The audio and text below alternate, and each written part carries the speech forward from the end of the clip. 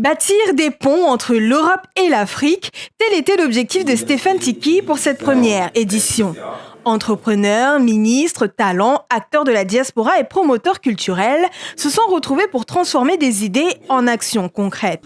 Organisé à Paris, le club Bâtir des ponts a réuni 350 participants venus de 22 pays pour créer des connexions professionnelles, favoriser les échanges et poser les bases de collaboration durable.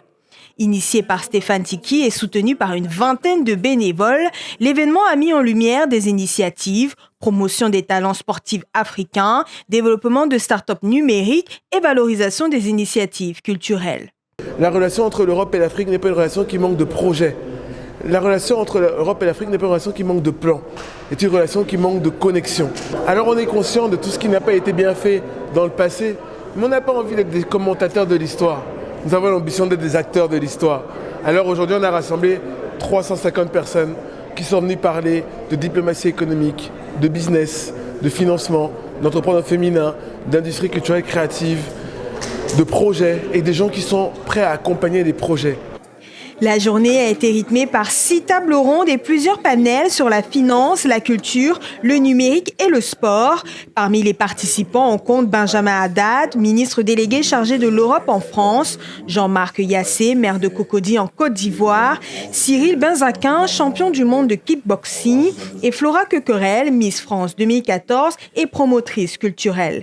Les échanges ont porté sur le financement de projets africains et les opportunités de coopération entre acteurs européens et africains.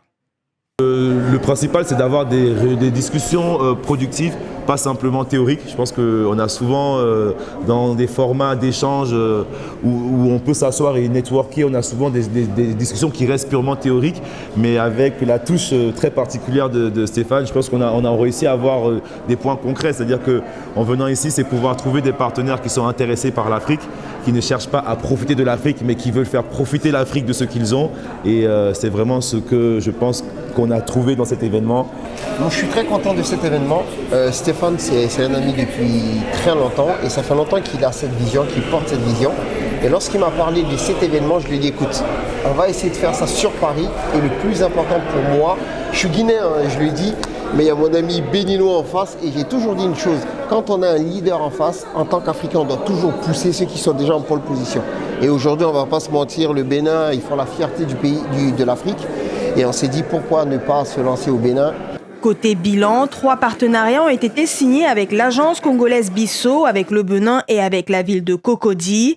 10 jeunes ont trouvé un stage et une trentaine d'étudiants ont été mis en relation avec des employeurs.